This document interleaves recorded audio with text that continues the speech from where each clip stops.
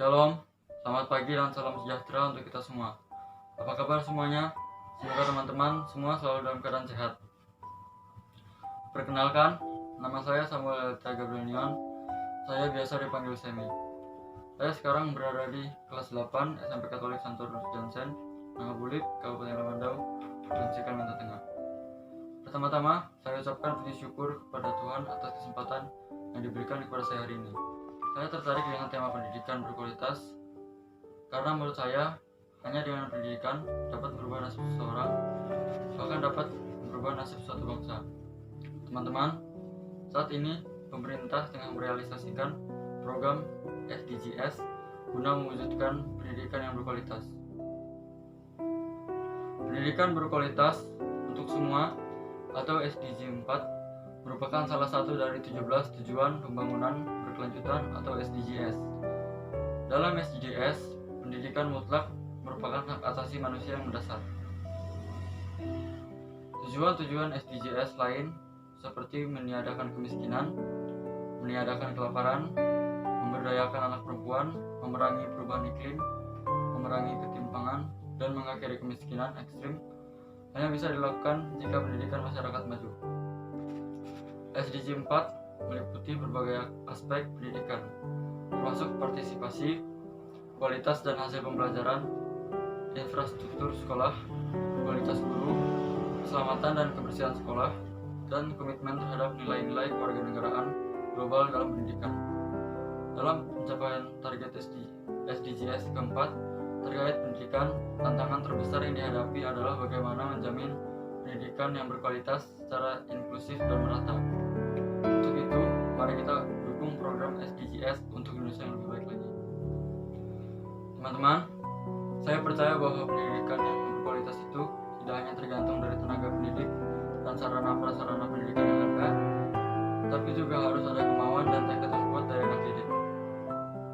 Pendidikan adalah proses pengubahan sikap dan perilaku seseorang atau kelompok orang dalam usaha mendewasakan manusia melalui upaya pembelajaran. Pembelajaran dapat terjadi dimanapun dan kapanpun, baik dalam kelas maupun di luar kelas. Kalau dalam kelas, kita diajarkan pendidikan formal. Kita dapat belajar berbagai ilmu, sains, sosial, dan lain-lain. Tapi kita juga dapat belajar dari luar kelas, yaitu tentang bagaimana kita bergaul dan berkomunikasi dengan orang lain. Namun, menurut saya, yang lebih penting dari itu semua, yaitu pendidikan tentang karakter. Pendidikan karakter menurut saya sangat penting, karena walaupun seorang pintar, tetapi tidak mempunyai karakter yang baik, maka ia dapat mempergunakannya untuk berbuat kejahatan.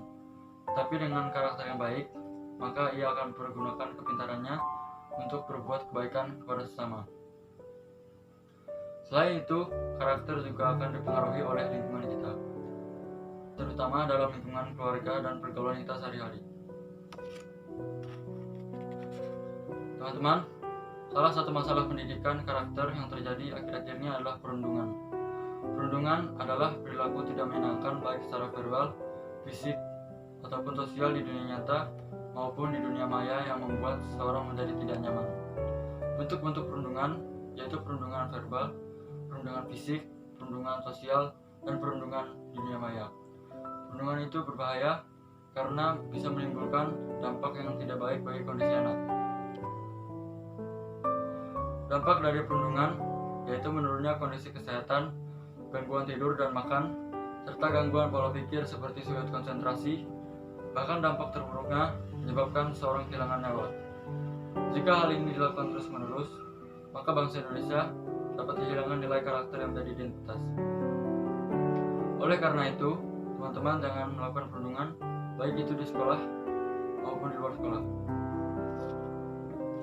Salah satu bentuk pendidikan karakter adalah melalui gerakan pramuka, karena tujuan pramuka adalah melatih generasi muda untuk memaksimalkan setiap potensi yang ada dalam dirinya, baik itu intelektual, spiritual, sosial, dan fisik. Apakah teman-teman tahu manfaat dari kegiatan pramuka?